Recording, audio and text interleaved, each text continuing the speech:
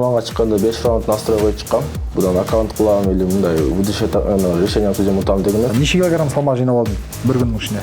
Бир 10 килограмм жыйнадым го дейм. Мындай сезим болду. Мен бул поясты утушум керек. И экинчи раундда уже мен анын ударларын көрдүм, уже удар катуу урмай атыр, катуу тийбей атат ударлары. Ошодон пайдаланып калдым. Сапаргалиев, Попов жекпе-жектерин көрдүң ба? Көрдүм. Унадымы? Эми Сапаргалиевдин ошибкалары бар. Попов менен мен деле мушташкым келет. Жакшы бой болот, Попов менен мушташсам. Каныбек утат деп ойлойм панелде. Калай утат деп ойлойсуң? Решение судьям утат.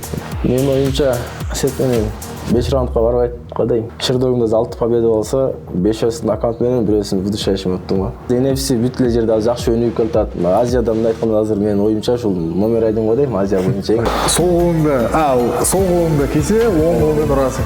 Дайынсыңбы? Дайынмын.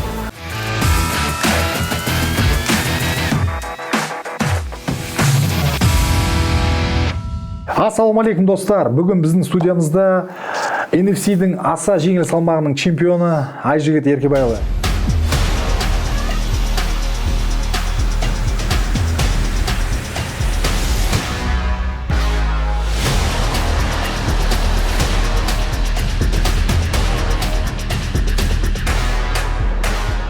Айжігіт, алейкум ассалам, қалың қалай, жақсы ма? Жақсы, Құдайға шүкір.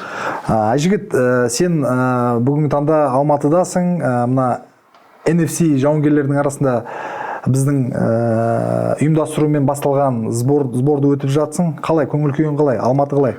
Алматы жақсы, сборға келгенізге 3 күн 4 күн болып қалды. Жақсы сбор, жақсы өтті. Ойдағыдай кече базар күнү демалыш болду. Кыргыз менен казактын улуттук оюну көкбөр ойнодук. Кыргыздын ката салтын турап. Ошол демалыш жакшы өтүп атат. Сбор жакшы, тренировка жакшы болду. Опыт алмашып атабыз бири-бирибизге. Ошо жакшы. Жалпы Кыргызстанда енді сен бәріне жауынгер ретінде танымалсың ғой. Бірақ өзінің бұрынғы қатысқан кездерің болды ма? Көкпарға, аударыспаққа, или жалпы былай атқа ауылда мініп жүрген кездерің болды ма? Атқа бізде кыргыздар аттын үстүнө чоңойгон. Эле кичинебизден бери ат минип, ошо биз айылда чоңойгонбуз. Айыл жергесинде билесиздер, жашоо оңой эмес. Ошол ат минип улакка барып катышып, эми анчалык көп чаппасак дагы кичине улакка барып катышып турабыз, када салт улап. Керемет.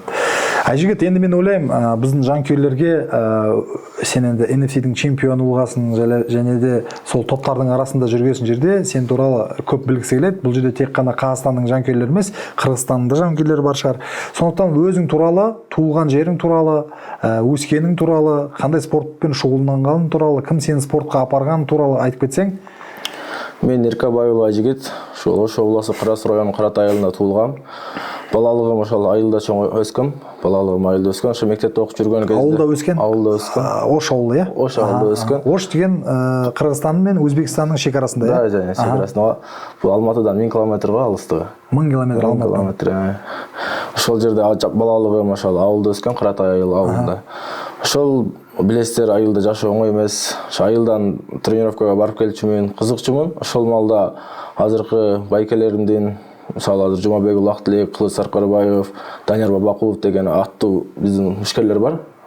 Чисто кыргызстанский легенда десек болот. Алардын ошол бойлорун көрүп, мен да ушундай спортсмен болсом экен деп максат койчумун. Максат коюп алдыга ынтылдым. Ушул максаттарым орундалды секинден аркырынан. Ең бірінші бастаған спорт түрің сонда тікелей? Ең башкысы боевой самбодан чыккам. Аскери самбо. Аскери самбодан чыккам.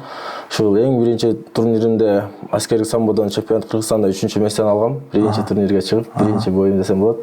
2016-жылы. ФИАС федерациясынын самбосы ма? Ошол 2016-жылы ошондо 5 круг берип, 6-кругда утулуп калгам. Анда утулуп калгандан неге утулам деп өзүнчө башкача болгом. Утулган эмес эле билем.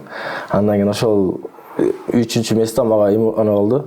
Мотивация болду десем болот спортко. Кайра ынтылууга, кайра аракет кылууга, алдыга карап, мен да утам, мен да бир болом деген максат болду. Ошол жеттим ошол максатка, Кудайга шүгүр. Керемет. Үйлөнгөнсүң ба? Жок. Үйлөнгөн бойдаксың. Бойдакмын. Айжігіт, енді сен NFC-де 3 жекпе-жек өткіздің. Жалпы Кыргызстанның жігіттері NFC-де біраздан бері төбелесіп жүр ғой. Қаныбек бар, сен бар, одан да басқа жігіттер төбелесті. Мына соңғы шайқасыңда Жуман Жумабековпен төбелестің, нокаутпен аяқтадың, нокаут кешінің бонусын алдың. Жалпы сол жекпе-жекке шығардың алдында солай бітеді деп ойладың ба, жекпе-жек аяқталады деп? Жок, менде настрой жуманга чыкканда 5 раунд настрой коюп чыккам. Будан аккаунт кылам или мындай решение судьям утам деген эмес. 5 раундка настрой койгом. 5 раундка мен ойлогондой болбоду, 5 раундка созулбай калды. Көпчүлүктүн комментариясына карасак, баары сен 5 раундка энди жуманды айтпай коёк, жеңген сен 5 раундка дайын эмес деп ойлот да. Өзүң былай 5 раунд төлөй салатын бедиң ба сонуна дейин? Бул мен жума менен бул бойго Дагестан областына барып даярданып келгем. Шаарына барып Махачкалада Говрез Такфайтер деген залда күчтүү спортсмендер менен даярдандым. Чисто профессиональный даярдандым. Ошол андан мурун да конференциялар айтып аткам, бул жуманга даярданганда эч кайсы турнирге даярданган эмесмин. Даярдыгым, мындай айтканда, карьерамдагы эң жогорку даярдык болгон. Мындай даярдыкты мындай көрө элек болчумун. Ошол күчтүү даярдык болгон, өзүмдө настрой 5 раунд кылган, 5 раундка чарчабай урушканга кудурет жетет эле. Жекпе-жек барысында жалпы салмак өлчөгөндөн кийин келесі күнү жарыс күнү сен жумандан салмак өлчөгөн кезде ондай катты ири болуп көрүнгөн жоксуң, бирок өлчөм болгондон кийин келесі күнү сен бир 2 эсе үлкөн болуп көрүндүң да. Нече килограмм салмак жыйнап алдың бир күндүн ичинде? Bir 10 kilogram жыйнадым го дейм. 10 килограмга жакын, ошо 61-200 кылдым салмакты. Или менин тренерим Нурлан агайдын жардамы менен, ушул агам Бакыт агам жардамы менен ушул тура питание жедим, тура восстановление болдум дейм. Эң жакшы восстановление болдум да ушу карьерамдагы. 10-11 килограмм жыйнадым. 11 кило. Керемет. Жалпы жуман менен шайкашкан кезде өзүң бир сезим болду ма, бир соққылар тиген кезде, жалпы күресіп бастаған кезде сен одан мықтылау екенін сездің ба? Физикалық тұруда? Менде мындай мындай сезим болду. Мен бул поездди утушум керек. Поездди Кыргызстанга алып кетүү керек. Кыргызстанга таркындап алуу керек деген сезим болду менде. Эң биринчи. Жок, жалпы күрөскөн кезде сезим болду. Чыккандан кийин бул утуу керек деп болду, кандай болбосун. Анан өзү план бой койгонбуз жуманга. Дагестанда бул тренерим Нурлан агай менен жана Атаман спорт клубунда агалар менен план бой койгом. Ошо план бой биринчи раунд күрөшүү болгон. Биринчи раунд күрөштүм, кичине күрөштүм, анан уже экинчи раундда уже жумандын ударларын көрө баштадым. Уже ударлары биринчи раундда мага да өттү, ага да өтүп атты да ударларчы. И экинчи раундда уже мен анын ударларын көрдүм, уже удар катуу урмай атыр, катуу тийбей атат ударлары. Ошодон пайдаланып калдым. Андан кийин ошол тепкендерди отработка кылган эле, ошолор отработкалар өтүп атты. Ошо самый главный мээнет экен, ким мээнет кылса ошо утат экен. Ошо отработка кылгандар, мээнет кылгандар өттү ошол жерде. Күрөскөн кезде жалпы кыйын болду ма жуман менен күрөсүүгө? Жуман менен күрөскөн кезде, биринчи күрөскөн кезде жок, оңой болду. Аны бросок жакшы болду, бросок кийин жуман менин күрөшүмө жакшы даярданыптыр. Таң айтуу керек, күрөшүмө жакшы даярданып, проходтума бербеди. Артынан өткөн чакта эми зашта жакшы кылды.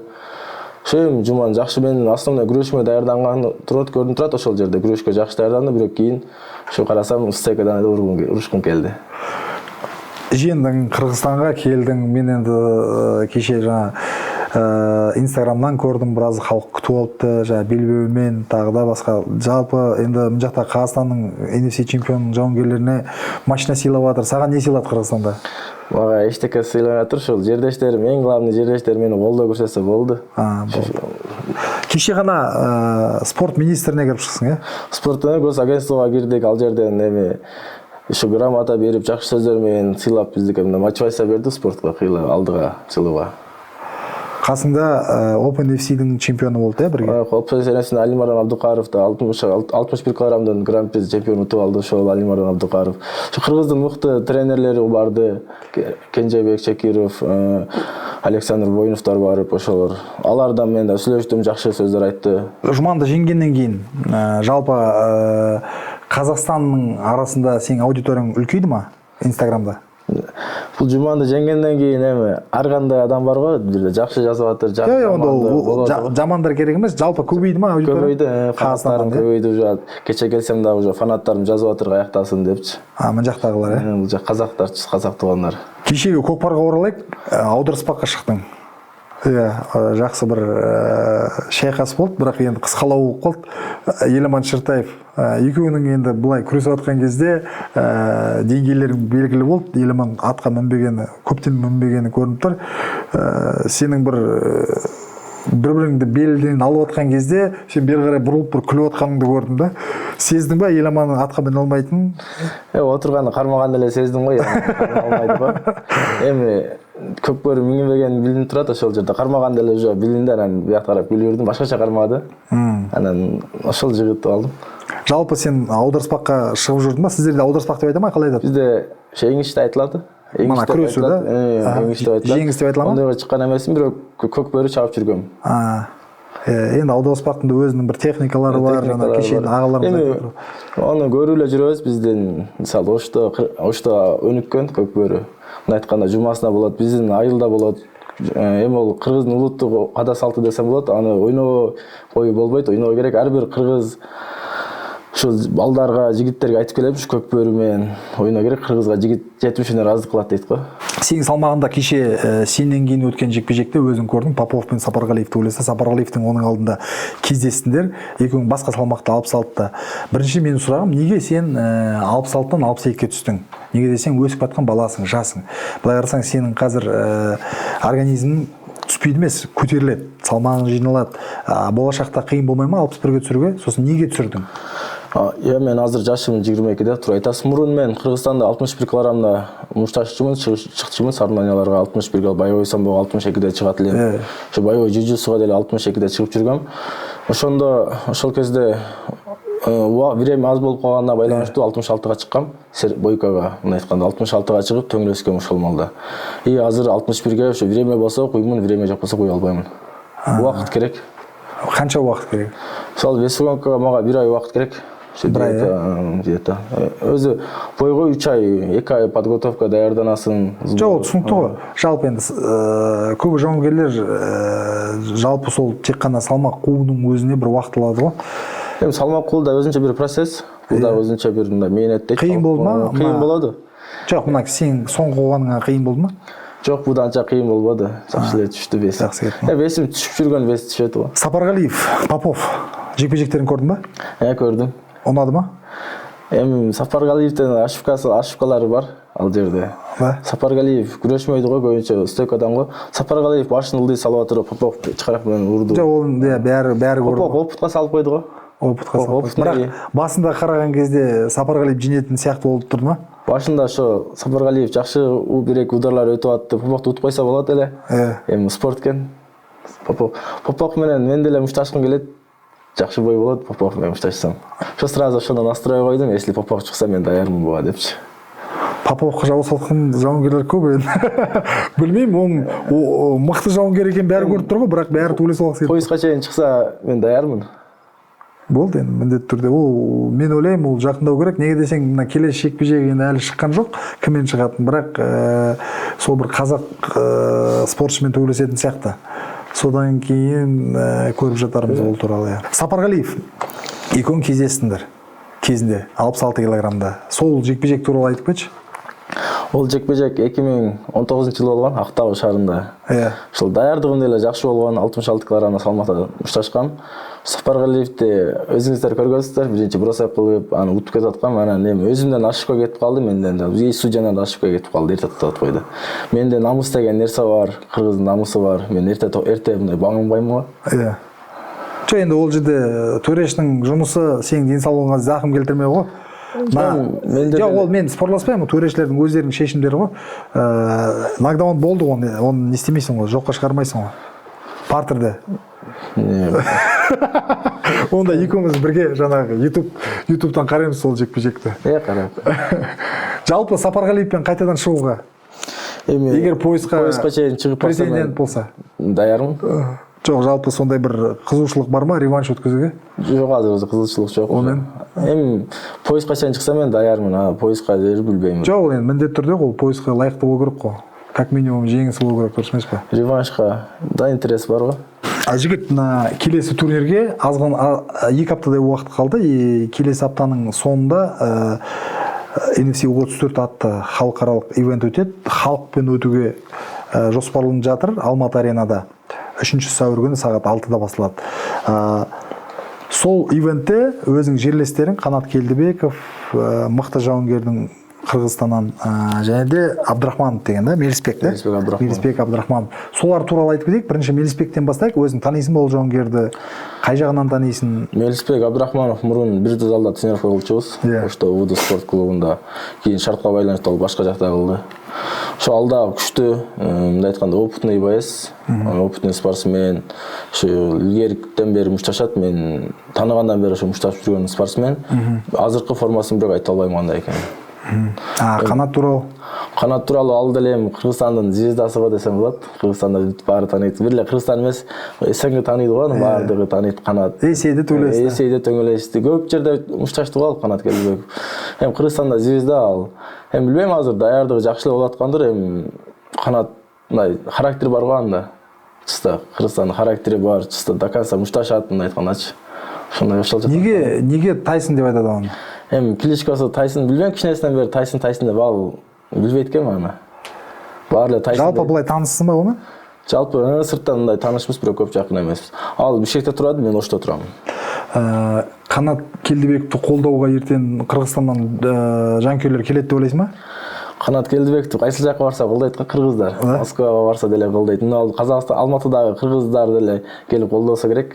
Канатты колдойду баары. Алматыда кыргыздар көп ба? Алматыда кыргыздар көп. Бул жакта мурунку менин турниримде жума менен төмөскөндө кыргыздар келип балет этиштен кире албаса да сырттан балет этип келип жүрүштү биз менен. Ошо эртең дагы канат мушташса ошо келет го деп ойлойм. Кыргыздар келип балет этет го дейм. Өзүң келесиң ба? Сол сиз бордо боласыңыз ба? Бордо.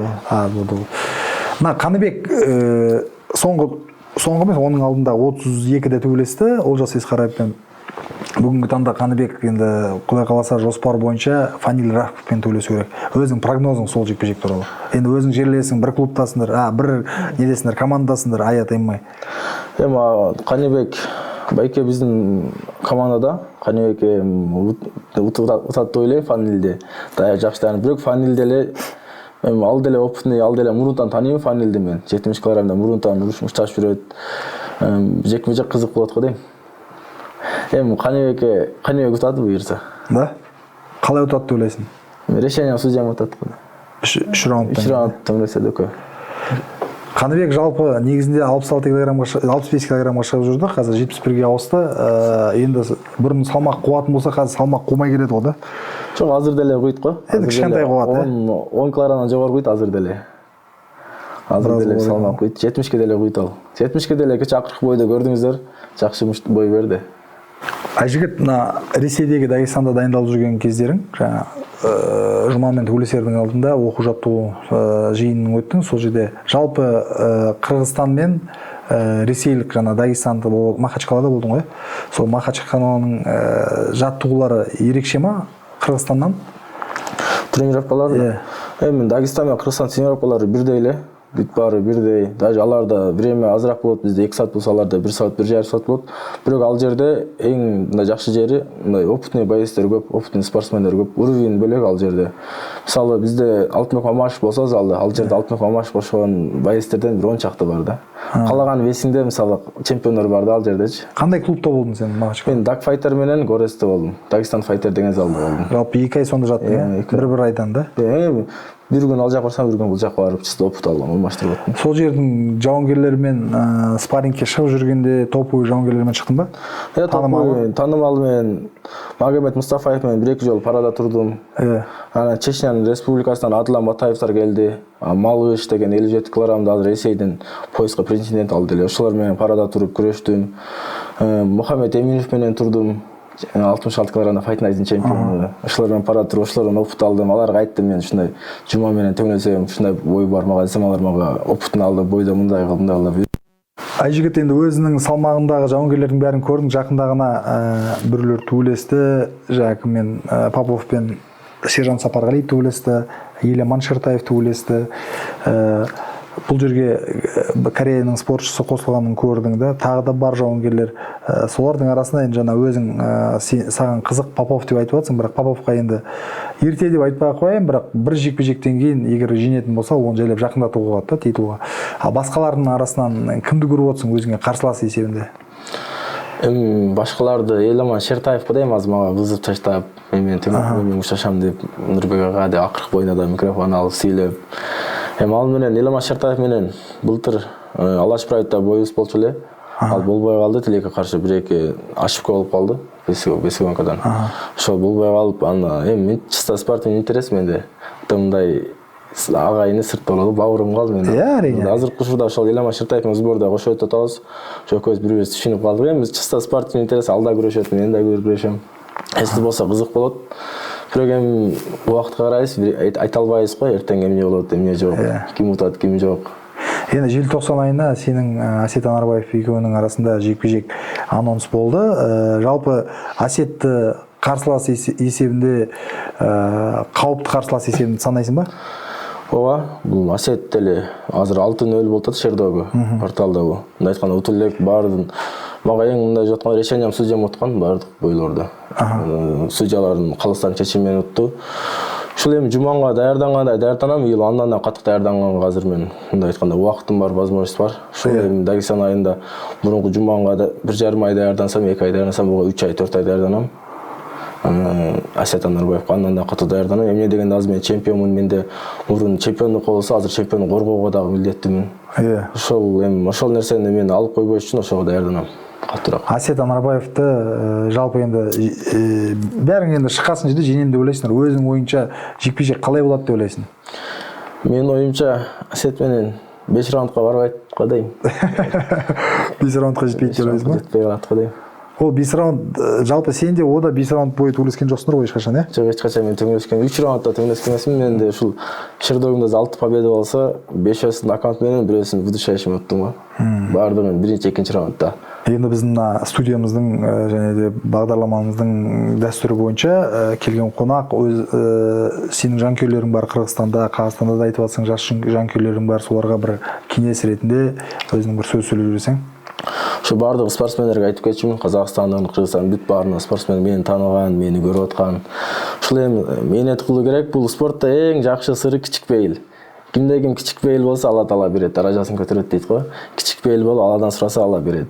Самый главный мээнет кылыш керек. Ушул спорттун аркасынан ушул жолду тандадыкпы? Бул жашоого бир эле жолу келебиз, 2 жолу келбейбиз. Бул жашоо тандаганда ушул жолду эми до конца алып кетиш керек. Мээнет кылыш керек. Ар бир убакыттан пайдаланып, ар бир нерседен жакшы туура пайдаланып калыш керек убакыттан. Ал енді құрметті достар, біздің бағдарламамыз аяқталды. Сіздерге көп рахмет. Бізді қолдағыларыңыз келсе, біздің Найза ТВ арнасына жазылып, астына колокольчикті басып қойсаңыздар, сізге 1000 алғыс. Әжігіт, саған көп рахмет, келгеніңе уақытын бөліп, мына сбордың бәрі сол өзіңе пайдаңа тиеді деп ойлаймын. Әрі қарай тек қана сәттілік, сондықтан бұл жерде кетіп атқан Ресейге кетіп баратсың ғой, сол жерге жолың болсын. Ошо сиздерге да рахмат. Ошо NFC Найза Fighting Championship ошентип Кыргыздын ушул Кыргыздын бүт бар спортсмендерди колдоп чыгарып, ушул азыр NFC бүт эле жерде жакшы өнүгүп келатат. Азияда мындай айтканда азыр менин оюмча ушул номер 1 го дейм, Азия боюнча эң жакшы номер 1 промоушен болуп атат. Ушул шоулорду нурбек сиздер аркылуу бизди эл тааныйт. Сиздер аркылуу бизди эл фанат этип, фанат кылат. Айжігіт, бұл не екен білесің ғой? Универ деген сериал көрген шығарсың. Қанша ұрасың жалпы? Білбейм, аз көресіз. Жоқ, оның алдында ұрған 900 көрген. 900, иә. Бірақ біздің бағдарламамыздың ережесі бойынша өзіміз ереже жасап алдық. Сен бұны бір қолмен ұрасың, бір қолында кесе болу керек. Кеседегі суың ағып кетпеу керек. Сөйтіп ұрамыз. Сол қолыңда кесе, оң қолмен ұрасың. Дайынсың ба? Дайынмын.